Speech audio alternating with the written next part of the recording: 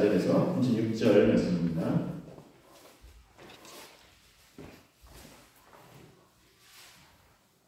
하나님의 말씀을 봉독합니다. 주보에도 있고요. 주보에 왼쪽에 예배 순서 말씀, 그리고 오른쪽에는 오늘의 말씀이 잘 요약되어 있습니다. 보시면 되겠습니다. 앞에 화면을 보셔도 되겠습니다. 누가복음 21장 31절 그리고 34절 36절입니다. 이와 같이 너희가 이런 일이 일어나는 것을 보거든 하나님의 나라가 가까이 온 줄을 알라.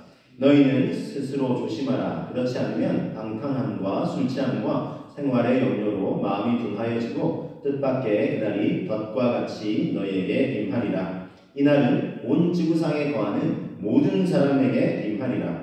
이러므로 너희는 장차 올 이 모든 일을 능히 피하고 인자 앞에 서도록 항상 기도하며 깨어 있으라 하시니라. 아멘. 자, 요즘 날씨를 보면 드디어 추운 겨울이 지나가고 따뜻한 봄이 찾아왔어요. 그렇죠? 아름다운 꽃들이 벚꽃이 아름답게 개나리도 아름답게 피어서 우리의 마음을 설레게 하는 그런 계절이 이제 드디어 우리 가까이 왔습니다. 자, 여러분 이 계절의 변화를 보면서 어떠세요, 여러분? 막 설레이시죠? 더군다나 추운 겨울 지나가고 따뜻한 봄이 왔습니다. 아름다운 꽃들이 우리 주변에 만발하면서 피어나니까 얼마나 마음이 설레고 행복한지 모르겠어요. 자, 그런데 여러분 이렇게 계절이 바뀔 때 이렇게 막 기쁘고 설레고 행복한 것만 생각할 것이 아니라 조금 더 진지하게도 한 번 더 생각해 볼 부분들이 있습니다. 오늘 말씀을 통해서 예수님께서 이 계절이 변화될 때 우리가 어떤 마음을 좀 품어야 하는지 그런 귀한 교훈을 우리에게 전해주시고 계십니다. 그래서 오늘 말씀을 통해서 우리가 이 교훈들을 함께 나누기 원하는데요. 자, 누가복음 21장 29절에서 30절 말씀을 보시면 이렇게 말씀하고 있어요. 우리 주님이 이렇게 말씀하셨습니다. 자, 이에 비유로 이르시되 무화과 나무와 모든 나무를 보라. 싹이 나면 너희가 보고 여름이 가까운 줄을 자연히 아나니. 그리고 31절 이와 같이 너희가 이런 일이 일어나는 것을 보거든 하나님의 나라가 가까이 온 줄을 알라 그랬습니다. 자, 이게 무슨 말씀일까요? 이 배경을 좀 알아야 돼요. 제가 배경을 좀 설명드릴게요. 11절에 보시면 21장 11절에 주님이 이런 말씀을 하신 적이 있는데 이와 같이 그들이 이 말씀을 듣고 있을 때 11절입니다. 21장 11절 그들이 이 말씀을 듣고 있을 때에 비유를 더하여 말씀하시니 이는 자기가 예루살렘에 가까이 오셨고 그들은 하나님의 나라가 당장에 나타날 줄로 생각함이더라 그랬어요. 예수님께서 여러 가지 비유로 말씀하셨어요. 하나님의 나라는 이와 같다. 기억나시나요? 작은 겨자씨 하나를 심었더니 큰 나무로 대해서 많은 새들이 와서 깃들인다. 그래서 하나님의 나라 비유 이런 비유도 말씀하시고 여러 상황을 들어서 하나님의 나라가 이렇다 이렇게 말씀을 하셨어요. 자, 그랬더니 그들이 이 말씀을 듣고 있을 때에 비유를 더해서 하나님의 나라가 이렇다 이렇게 말씀을 하시니까 사람들이 어떻게 생각했냐면 하나님의 나라가 당장에 나타나나 보다 이렇게 생각을 했다는 것입니다. 그런데 생각보다 자기들이 생각했던 이 하나님의 나라가 당장 나타나지 않았어요. 물론 이 하나님의 나라는 예수님이 말씀하시고 가르쳐 주시고자 하셨던 하나님의 나라와 달라요. 그렸던 그림이 다릅니다. 그래서 이 사람들은 하나님의 나라를 어떻게 생각했냐면 지금 이 유대 사회가 이스라엘 민족이 어떤 상황 속이냐면 로마의 지금 통치하에 있어요. 우리로 비유를 해드리면 일제치하에 있는 거예요. 우리나라가. 그래서 하나님의 나라 예수님이 계속 말씀하시니까 저분은 메시아야, 구원자야, 우리가 오랫동안 기다렸던 분이야 이렇게 이제 생각했던 사람들이 드디어 우리나라를 독립시켜 주시겠구나 이렇게 생각한 거예요. 로마의 통치를 다 물리치고 우리나라를 자유를 주고 해방을 주고 이 나라의 진짜 왕이 되실 거야 이렇게 생각하시는 거예요. 사람들이 생각한 거예요. 그래서 그 나라가 당장 올 줄 생각한 거예요. 생각이 틀렸죠? 하나님이 예수님이 말씀하신 또 보여주시고 나타내시고자 하셨던 하나님의 나라는 그런 거 아니에요. 로마의 통치에서 자유되는 게 아니라 모든 인류를 이렇게 고통 가운데 내두고 있는 죄와 사망의 권세에서 우리를 자유케 해주시려는 거예요. 그래서 하나님이 온전한 생명과 평화로운 세상을 다스리는 나라 이게 하나님의 나라인데 자기들 식의 하나님의 나라 잘못 생각했을 뿐더러 또 그 나라가 당장 올 줄로 생각한 거예요. 당장 로마 물리치시고 왕이 되셔가지고 우리에게 자유를 주실 거다 이렇게 생각을 했는데 근데 그날 빨리 안 오는 거예요. 자기들 생각에 그 나라가. 그래서 이게 언제 오나 계속 궁금했어요. 예수님께서 입만 열시면 하나님의 나라, 하나님의 나라. 3년 반 동안 이 땅에 계시면서 계속 하나님의 나라 일을 말씀하셨거든요. 그러니까 당장에 올 줄로 생각을 했지만 당장에 오지도 않고 그럼 언제 오지? 이 생각으로 계속 궁금했던 거예요, 이 사람들이. 자, 그래서 더군다나 그래서 로마의 통치 물리치고 왕이 되셔가지고 크고 화려한 그러니까 우리나라가 이제 이스라엘 나라가 아주 이제 강대한 나라가 될 거야 이렇게 생각을 한 거예요. 자, 그래서 말씀드린 확인드릴게요. 누가복음 21장 5절 6절에 보면 어떤 사람들이 이제 당시에 있던 예루살렘 성전을 가리켜서 이렇게 그 아름다운 돌과 또 사람들이 많이 이제 은금 흙물로 꾸민 것을 보면서 이렇게 사람들이 막 감탄하는 거예요. 그 외형을 보고 크고 화려함을 보고 사람들이 다 이게 그 외형의 아름다움에 도취되어 있는 거예요. 그때 예수님께서 말씀하시는 거예요. 너희 보는 이것들이 이 날이 이르면 돌 하나도 돌 위에 남지 않고 다 무너뜨려질 것이다 이렇게 얘기했어요. 이게 뭐지? 사람들이 생각한 거예요. 이 크고 화려한 성전이 무너진다고 이렇게 생각한 거예요. 자, 예수님이 왜 이 말씀을 하셨냐면 사람들이 지금 완전히 외형과 형식에 완전히 빠져있어요. 그래서 이 예루살렘 성전은 절대 무너지지 않을 거야. 이 크고 화려한 성전이 어떻게 무너져? 절대 무너지지 않을 거야 이렇게 생각했어요. 지금 로마의 통치하에 있으면서도 아직 예루살렘 성전은 로마 군사들이 건드리지 않았어요. 그래서 외형이 그대로 이제 보존되어 있는데 그래서 그 외형에 빠져서 즉 다르게 얘기를 말씀드리면 본질 가장 중요한 것을 놓치고 있으면서 이 성전의 기능이 뭐예요? 하나님 예배하는 거죠. 그러니까 하나님을 잘 믿고 예배하고 우리가 어떻게 하면 하나님 기뻐하신 뜻을 이루어갈까 이렇게 생각하기보다 그 성전의 크고 화려함에 도취되어가지고 그래서 온전히 본질 제일 중요한 걸 놓치고 있잖아요. 그러니까 예수님께서 이거 무너뜨릴 것이다 이렇게 얘기를 했어요. 무너뜨려질 거라 얘기했어요.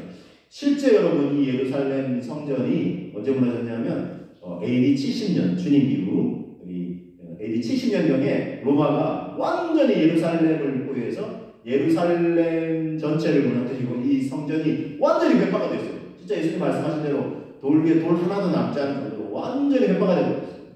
하나님께서 참 무엇을 원하시는지 이스라엘 백성이 깨닫지 못했어요. 그래서 귀한 깨달음을 주시기 위해서 왜냐하면 이렇게 위선과 이 형식에 매여 있는 이런 종교적인 신앙을 타파하시기 위해서 예수님께서 그렇게 하신 것입니다. 그리고 참 성전이 되신 우리가 거해야 될 예수 그리스도를 바라보지 못한 채 그 외형에만 빠져서 형식적인 신앙에만 빠져있는 사람들에게 경각심을 주시고자 하셨던 것입니다. 즉 껍데기 신앙에 머물지 말고 참 하나님을 믿고 섬기는 그런 신앙 공동체로 세워지기를 원하셨다는 것입니다. 우리가 이 주님의 마음을 헤아릴 수 있어야 되겠습니다. 그럼 그렇게 하려면 어떻게 될까요? 우리가 외형에 빠지는 것이 아니라 오늘도 우리는 외형에 얼마나 쉽게 빠지는지 몰라요. 크고 화려한 것. 그게 전부인 줄 알아요. 교회에도 성도들, 저는 지금도 기억나는데 한 20년 전에 한국교회 성도가 막 1000만 명이 넘었다고 자랑하는 게 아니었잖아요. 그러니까 1000만이다 그러면 그 당시에는 한 4,500만 볼 텐데 아직 한 4분의 3 정도는 아직 예수님을 안 믿는 사람들이 더 많고 구원해야 될 사람이 더 많은 거고 우리가 해야 될 일이 더 많은데 우리가 도취돼버린 거예요. 그러니까 한국 교회도 그렇지만 한국 사회도 이 얼마나 이게 그러니까 잘 살게 되고 부유하게 되고 하면서 그렇죠. 몇십 년 전에 그 얼마나 가난에 허덕이던 나라가 이게 화려하고 크고 풍성하고 도시가 막 화려해지고 거기에 취해버린 거예요. 그래서 샴페인을 일찍 터뜨렸다 뭐 이렇게 얘기를 하잖아요. 그래서 IMF가 찾아오고 어려움도 당하고 뭐 이렇게 했잖아요. 교회도 마찬가지로 크고 화려하고 교회도 막 크고 성전이 이쁘게 새롭게 잘 지어져 있고 또 성도들이 많으면 그게 최고지 않으면 그게 전부가 아니에요. 여러분 우리가 정말 본질적인 신앙을 지켜야 되겠습니다. 나 한 사람 한 사람 그렇죠? 뭐 많은 군중 속에 그 성도 속에 나 하나 오히려 신앙을 잃기가 더 쉬워요. 그냥 뭐 이렇게 안 나가도 되겠지 이렇게 하고 안 나갔더니 아무도 몰라. 신경 쓰는 사람이 없어. 가족 같은 공동체에서 제가 꼭 이제 그러면 큰 건 다 필요 없고 작은 것만 필요하다 이런 의미는 아닙니다. 우리 항상 균형이 필요해요. 그래서 우리가 건강한 신앙 공동체 추구해야 한다는 것입니다. 하나님을 잘 믿고 무엇이 본질인지 항상 놓치지 말아야 한다는 것입니다. 그래서 건강한 신앙 공동체. 저희 교회도 사실은 이제 건물 외형은 겉으로 보기는 크다 싶지만 성도는 또 적을 수 있어요. 그러나 하나님을 온전한 믿음으로 고백하는 그런 건강한 신앙을 소유한 신앙인 한 분 한 분이 세워지고 우리가 이 건강한 신앙 공동체로 세워져 가기를 저는 기도하고 그렇게 섬기고 있습니다. 여러분들이 또한 그런 건강한 신앙 공동체에 귀한 가족이 되시는 줄로 믿습니다. 그래서 소망하면서 우리는 계속해서 건강한 공동체를 세워가고 있는데요. 그렇게 하려면 어떻게 되냐? 오늘 말씀을 통해서 예수님의 말씀이 계속 이어집니다. 오늘 말씀을 통해 알려주셨어요. 자, 21장 7절을 보겠습니다. 21장 7절에 자, 그들이 물었어요. 그럼 선생님, 예수님께 선생님을 질문하면서 그러면 어느 때에 이런 일이 있겠습니까? 어떤 일, 이런 일이 일어나야 할 때에는 무슨 징조가 있겠습니까? 사람들이 이거 관심 많죠. 이렇게 물었어요. 자, 그러면서 근데 예수님의 말씀, 이 뒷부분은 제가 이렇게 설명을 드릴게요. 거짓 선지자가 많이 일어날 거라고 그랬어요. 많은 사람이 나다, 그러니까 메시아다, 구원자라고 하는 사람들이 많이 일어나서 많은 사람들이 미혹할 거다 그랬어요. 미혹되지 마라 이랬어요. 그죠? 요즘 뭐 나는 신이다 그랬지만 이단들이 얼마나 딱 보면 아는데 왜 일반 상식적으로 봐도 좀 비상식적인 뭐 그런 것 같은데 왜 많은 사람 당하냐? 이게 영적인 거기 때문에 그래요. 그래서 뭐 대학생들도 뭐 요대 다니는 사람들 또 뭐 심지어 박사학위 하는 사람들도 왜 거기 넘어가냐면 영적인 부분에 무지하기 때문에 그래요. 세상에 공부 많이 했다고 똑똑한 게 아니에요. 지혜로운 건 아니에요. 그래서 이렇게 막 이렇게 영적으로 무지하기 때문에 다 속고 당하는 겁니다. 어쨌든 거짓 선지자들이 많이 일어날 것이고 또 곳곳에 이런저런 소요들이 일어날 것이다. 전쟁과 폭력과 기근이 이 땅에 가득하게 될 것이다. 주님이 이렇게 말씀을 하셨어요. 쭉 이런 말씀을 하신 걸 제가 설명해 드리고요. 자, 그러면 어떻게 해야 되죠? 사람들이 더 궁금해요. 그런 일이 막 일어날 때는 어떻게 해야 되나요? 세상에 종말이 오는 건가요? 우리가 서둘러 대비해야 되는 거 아닙니까? 이렇게 생각이 하는 거예요. 언제 어떻게 이런 일이 일어납니까? 사람들이 막 더 궁금해하죠. 자, 그렇게 궁금해하실 수 있을 텐데 그래서 예수님께서 이렇게 말씀하셨어요. 오늘 말씀 다시 되새겨봅니다. 29절 30절 말씀해 보시면 이에 예수님께서 비유로 이르시되 무화과 나무와 모든 나무를 보라. 싹이 나면 너희가 보고 여름이 가까운 줄을 자연히 아나니 무화과 나무는 이제 여름철에 일어나니까 그리고 이제 31절에 이렇게 말씀하셨어요. 이와 같이 너희가 이런 일이 일어나는 것을 보거든 하나님의 나라가 가까이 온 줄을 알라 그랬어요. 자, 예수님이 이런 상황들이 일어나고 계절이 변화될 때 그러니까 경각심을 가져야 된다 이렇게 말씀하셨습니다. 그래서 우리에게 주시는 교훈 제가 세 가지를 정리해 드릴게요. 첫 번째, 하나님의 나라가 가까이 왔다는 것입니다. 이 경각심을 가져야 돼요. 자, 여러분 계절이 바뀌어서 마음이 설레요, 그렇죠? 저도 얼마나 따뜻한 봄이 되니까 너무 추웠는데 따뜻한 봄이 되고 아름다운 꽃들이 피어나니까 마음이 설레요. 그런데 이런 설렘만 우리가 가져야 되는 것이 아니라 경각심을 가져야 돼요. 왜요? 자, 여러분 계절이 바뀌었어요. 더군다나 해가 바뀌었죠. 그러면 해가 바뀌니까 이제 계절이 이제 사계절이 바뀌고 한 해가 바뀌잖아요. 이건 무엇을 의미합니까? 우리의 인생이 하나님 앞에 설 날이 점점점 가까워오고 있다는 거예요. 한 계절이 바뀌면 한 계절 더 가까워오고 한 해가 바뀌면 한 해 더 주님 앞에 설 날이 가까이 왔다는 것입니다. 그래서 예수님은 하나님의 나라가 가까이 왔다는 것을 명심해라는 것입니다. 잊지 말라는 것입니다. 그 다음에 생각보다 가까울 수 있어요. 주님이 이렇게 말씀하셨어요. 21장 32절에 내가 진실로 너희에게 말하노니 이 세대가 지나가기 전에 모든 일이 다 이루어지리라 그랬습니다. 자, 여러분 이 세대가 지나가기 전에 물론 이거는 예수님이 2000년 전에 하신 말씀 아닌가요? 그랬어요. 맞아요. 그래서 제가 아까 미리 말씀드렸죠. AD 70년경에 로마가 완전히 그때도 뭐 이스라엘 통치하고 있었지만 어느 정도 자유권을 줬어요. 그런데 이제 계속해서 독립하려는 시도들이 일어나니까 로마가 완전히 군대를 몰고 와서 완전히 멸살을 시켜버렸어요. 예루살렘 전역이 더군다나 예루살렘 성전은 완전히 폐파가 되어버렸어요. 그래서 이스라엘 사람들에게 엄청난 충격이 있어요. 왜요? 이 예루살렘 성전은 상징력이에요. 하나님이 그래도 우리와 함께 하신다. 그렇지만 이제 그런 본질도 잃어버리고 성전만 딱 남고 이 성전이 그래도 이렇게 크고 화려한 성전 안 무너지고 있지 않느냐. 외형적인 껍데기만 남으시나. 하나님이 완전히 무너뜨리고 있죠. 그게 본질이 아니에요. 그래서 진짜 예수님 말씀하신 것처럼 그 세대가 지나가기 전에 모든 일이 다 이루어졌어요. 그러면 우리와 상관없는 거 아닌가요? 아니에요, 여러분. 우리도 경각심을 가져야 돼요. 왜냐하면 우리에게도 이 하나님의 나라, 주님 말씀하신 하나님의 나라가 가까이 다가오고 있어요. 제가 말씀드릴게요. 자, 종말이라는 표현이 성경에 많이 사용되고 있습니다. 종말하면 어떤 생각이 드세요? 아니 좀 이단 아닌가 이런 생각이 드시죠? 여러분 이 종말이라는 표현은 성경에서 사실 많이 쓰고 있는 표현이에요. 즉 성경적인 용어입니다. 그런데 어디가 많이 쓴다는 거예요? 이단들이 이 단어를 가지고 많이 자기들 식에 맞게끔 사람들을 미혹하는 도구로 쓰기 때문에 종말하면 아니 저 이단 아니야 싶지만 원래는 성경의 용어고 예수님이 말씀하신 거예요. 그러니까 참 안타까워요. 예를 들면 이런 표현도 참 쓰기가 쉽지 않아요. 예를 들면 추수할 때가 가까워서 우리가 추수를 해야 되지 않나. 이 지역에 구원받아야 될 많은 영혼들이 있는 걸 추수할 때가 됐다 주님 말씀하셨거든요.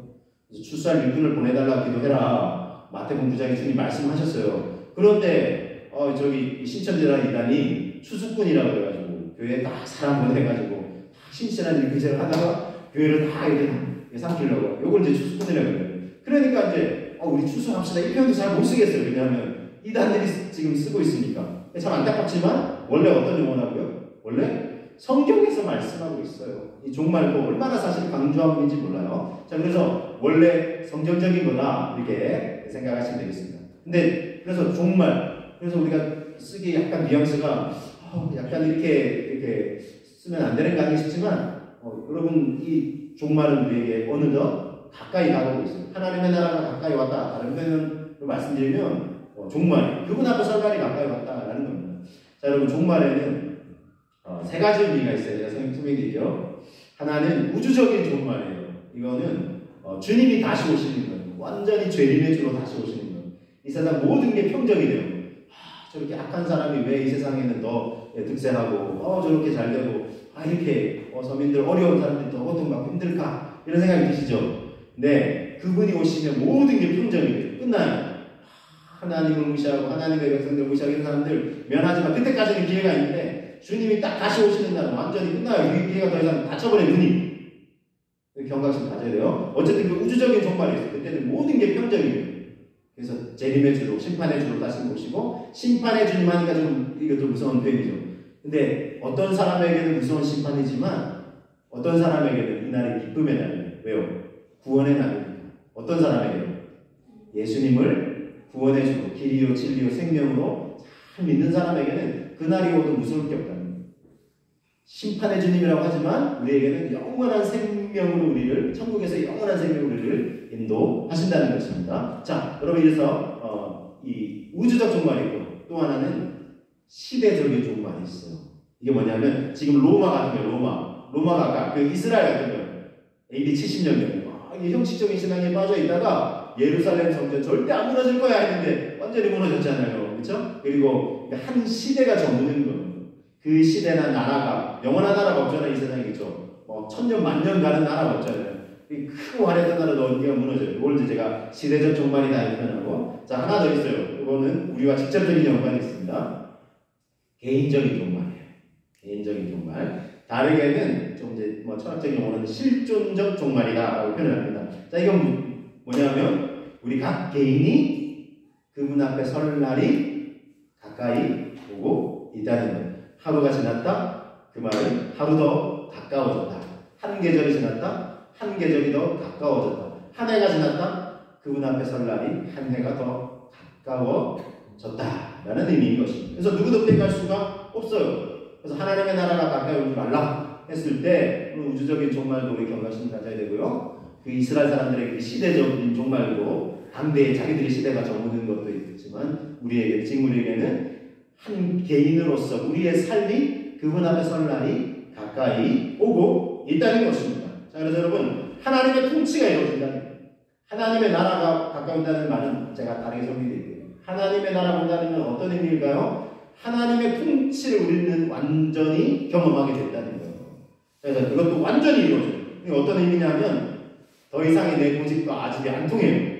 자, 무슨 말씀이냐면 미리 설명드렸는데 하나님의 왕권을 인정하지 않는 사람들이 더 많아요. 이 세상에 있죠? 그러면 어떻게 살아가요? 자기가 주인이 돼서 살아가죠. 사사기에 고백하고 있는 것처럼 그때는 이스라엘의 왕이 없었으므로 백성들이 다 자기 소견의 오른대로 행하였더라. 그렇죠? 그러니까 하나님을 왕으로 보시기 싫었던 것도 있고 또 그 왕정제도의 왕을 세워주셔도 이 왕이 또 잘 하나님의 대리 통치자 약간 잘해야 되죠. 그런데 역대 이스라엘 역대 왕조들 보면 그들도 자기 욕심 채우려고 백성들이 하나님보다 나를 더 섬겨야 돼. 이렇게 해서 타락하고 안타까워요. 그래서 여러분 어쨌든 하나님을 왕으로 섬기는 하나님의 통치를 온전히 우리가 누리고 사는 것이 하나님의 나라가 우리 삶에 임하는 거예요. 이것도 현재적인 의미에서 하나님의 나라가 임하는 겁니다. 물론 미래적인 의미는 완전히 그분이 이제 오시면서 우리의 모든 생각이나 주권이나 이런 것들 다 그분에게 이제 완전히 이양이 되는 거죠.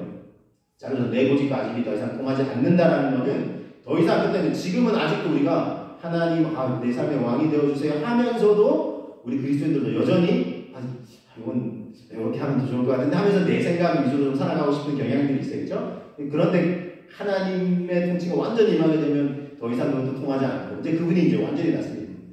하나님의 왕권을 인정하지 않는 사람들도 마찬가지고 자기가 막 왕이 돼서 살아가죠. 근데 하나님의 통치가 완전히 실현되면 어떻게 될까요? 그러니까 우주적 종말도 시대적 종말도 마찬가지지만 개인적인 의미에서도 하나님 앞에 딱 서게 될 때는 이제 완전히 끝나는 거예요. 무슨 말씀인지 아시겠죠? 나 하나님 안 믿으려고 하나님 어디 있어 이렇지만 그분의 임재 앞에 서게 되면 이제 더 이상 그런 변명도 통하지 않는다는 거예요. 왜냐하면 그분의 실제 앞에 서게 될 테니까.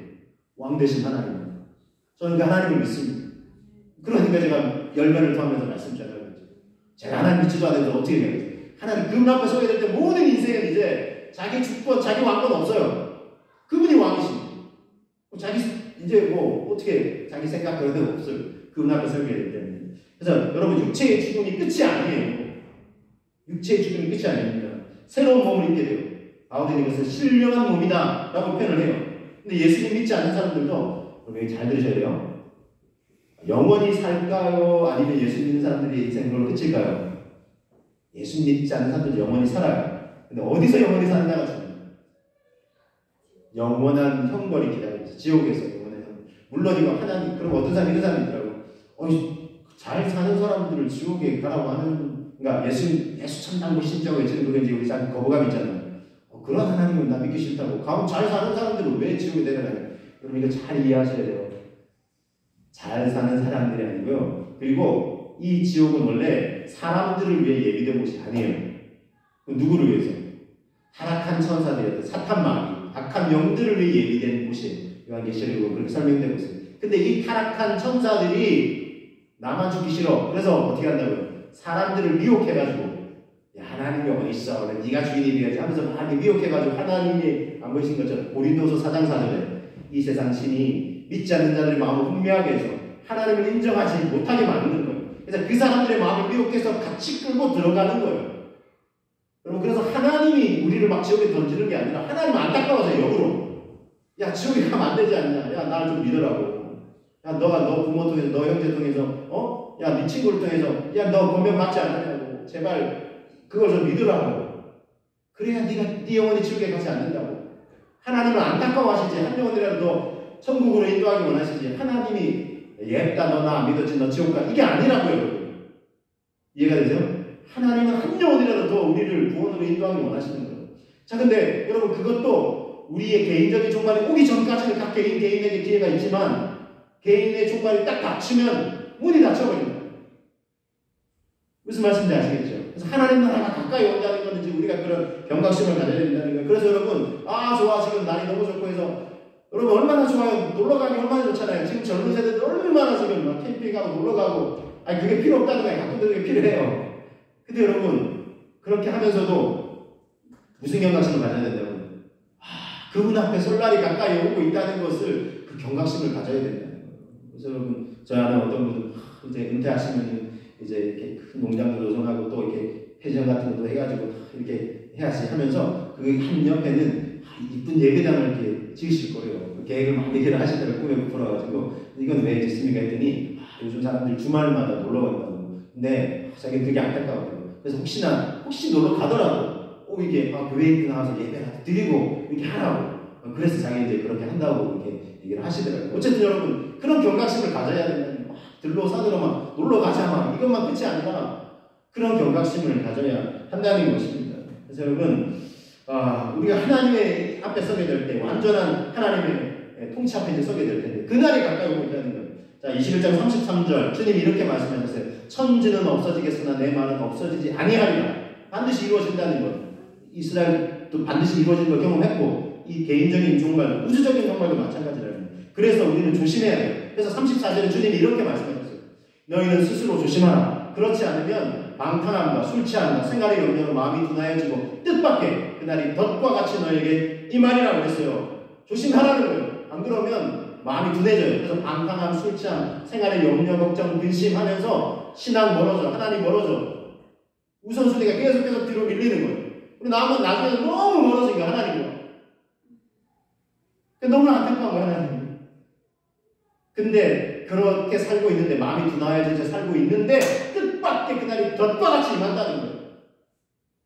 무슨 말씀이에요? 이게 덫, 동물 짐승 잡을 때 덫 놓죠. 이거 예고하나요? 일이 지나가면 덫에 걸리니까 가지마 하나 예고 없어요. 다른 말씀에 예수님 말씀하신 거 기억나나요? 도적과 같이 임한다. 도적이 예고하고나요? 오늘 밤에 자정이 올 테니까 너 준비하고 있어.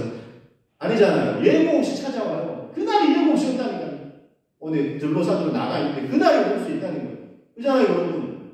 TV 뉴스에서 가끔 안타까워요. 어디 놀러 갔다 바닷가 놀러 갔다가 저 미쳐지지 않아요. 몇 년 전에 막 젊은이랑 막 동해 바닷가 놀러 갔다가 승용차 타고 있는데 뒤에 버스가 이렇게 터널에 잠깐 이제 밀려가지고 대기하고 있는데 버스가 이제 오면서 이 버스가 피곤했더라고요, 여기서. 근데 그렇게 제어를 못하니까 꽉 부딪혀가지고 죄송해요, 여러분. 오는 순서였지만 가는 순서 없잖아요. 그날이 똑같아요. 이게 꼭 여자들 친구만 해당하는 게 아니에요. 젊은 세대들 낙동에서 좀 묘지 같은데 이렇게 잘 관리된 데 가보면요. 와, 굉장히 젊은데 꽃처럼 아름다운 나이인데 딱 이렇게 비석이 묘비가 세워져 있고 그날이 언제 올지 모른다니까. 어느 누구에게. 그렇잖아요. 그러니까 조심하라고 얘기했어요. 조심하고 경각심을 가져야 돼요. 그렇게 되는 이유는 제가 오늘 두 번째 이걸 말씀드립니다. 자, 이 날은 모든 인에게 임해요. 모든 일. 덫과 같이 많은 우리가 기억해야 되고, 또 이 날은 모든 인에게 임해요. 즉 예외가 없다는 게 누구도. 나는 아니겠지. 왜요? 누구에게 여러분 죽음을 택하시는 인생이 있습니까? 어떤 인생? 이단의 교주들이 자기가 많은 사람을 생명의 길로 이끌어간다 해서 잘 보세요. 그런 사람들 지금 연세가 좀 드셔가지고 병원 지금 전전하고 있어요. 자기들도 그러면서 자기 지금 몸에 약함도 감당하지 못하면서 무슨 많은 사람들의 생명을 살리겠다고 해요. 예수님은 죽으셨잖아요. 그러나 죽으면 끝났나요? 부활해가면 다시 사셨잖아요. 우리에게 진정한 생명을 주신 거 아니겠어요? 여러분, 어떤 제가 인터넷에 SNS에서 이런 글을 장난 삼아 자기가 올렸는데 자기가 큰일 났다고 하는 글을 올리고 봤어요. 뭐냐면 할머니가 화장실에 들어가셨대요. 장난으로 손주가 이렇게 바깥에서 문을 딱 두드리면서 근엄한 목소리로 할머니 이름을 부르면서 누구야 너를 데리러 왔다고 하면서 장난하라고 했대요. 근데 할머니가 1시간 넘게 안 나오신대. 화장실에서 문고리를 잡고. 왜요? 할머니 나오세요 그랬더니 야야야 저 성사자가 날 데리러 왔다 하면서 겁먹하시고 나가기 싫어가지고 할머니 아니요 제가 장난하고 했더니 아니야 날 데리러 왔어. 웃어 넘길 일만 아니잖아요. 그렇죠? 우리도 그런 날이 올 수 있어요. 물론 저승사자는 아닙니다. 그거는 우리나라가 만들어낸 거고 천사가 가까이 올 수 있어요. 너 이제 하나님 곁으로 가야 돼. 근데 두려워할 건 아니에요. 어떤 저희 권사님은 그날이 언제 와도 자기는 두렵지 않습니다. 이렇게 얘기하시는 거예요. 그래서 왜요? 그랬더니 자기는 항상 기도하면서 대비를 하고 있습니다. 언제 주님 오셔도 기쁨으로 주님 앞에 설 수 있어요. 참 도전이 됐어요.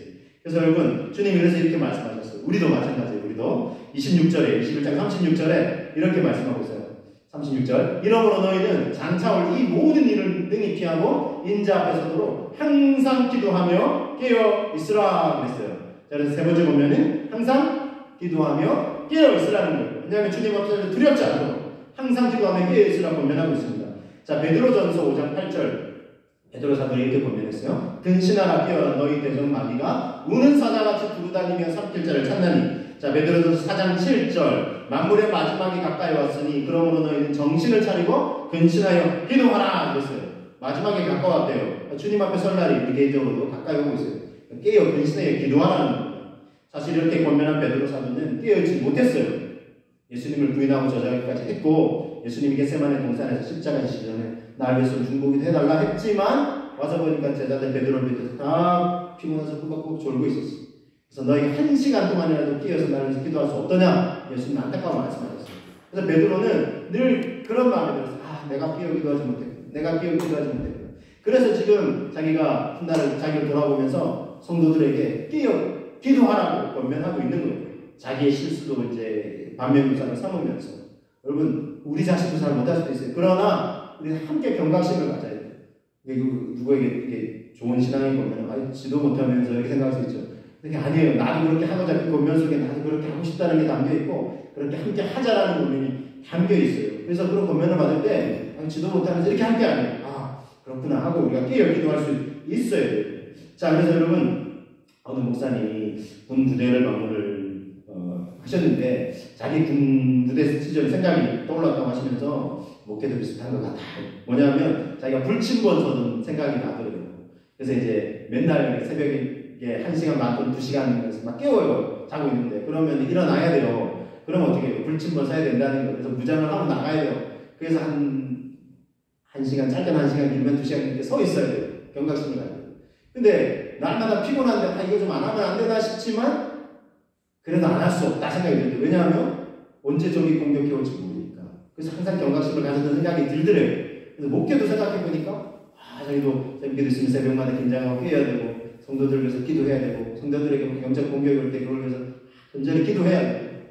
이런 게 없으면 좋겠다 싶지만 만약에 여러분 군사들이 이런 거 좀 없었으면 좋겠어 하고 그냥 무장해자면 어떻게 될까요?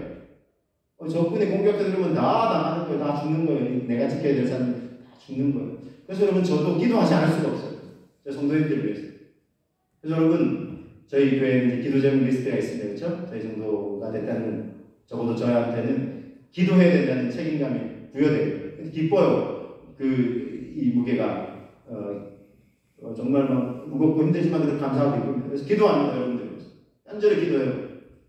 새벽 기도할 때 새벽마다 기도하고 최근에는 우리 성도님들이 이런저런 어려움이 있으시구나 제가 깨닫고 금식하면서 기도하고 있어요. 한 개씩 금식하면서 기도하고 있고 저 자랑하려고 그런 게 아닙니다. 이 목회자가 가지고 있는 이 영적인 근데 거룩한 부담이고 깊은 사명감을 감당하고 있어요. 근데 여러분 목회자만 기도해야 될 게 아니에요.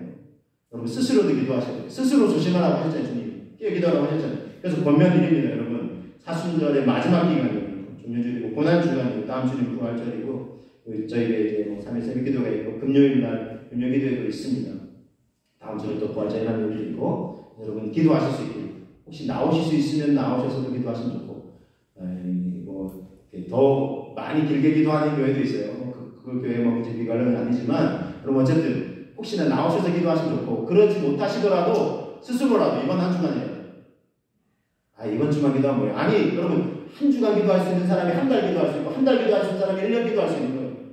365일 기도할 수 있고 올해처럼 윤날 믿는다는 366일 기도할 수 있고 매일 기도할 수 있고 기도의 사람 되시기를 주님의 이름으로 축복합니다. 그래서 주님 언제 오세요 주님 기쁨으로 제가 맞이할 준비가 됐습니다. 그래서 정말 부활의 주님을 다시 오실 주님을 기쁨으로 맞이하실 수 있는 저와 여러분 우리 모두가 다 되시기를 주님의 이름으로 축복합니다. 이 시간 기도하겠습니다. 기도할 때 제가 말씀을 드린 걸 요약해 드립니다. 하나님의 나라가 가까이 왔습니다. 주님 앞에 서게 된 하나님이 가까이 왔다는 겁니다. 이 나라는 모든 인생이 누구도 여유가 없어요.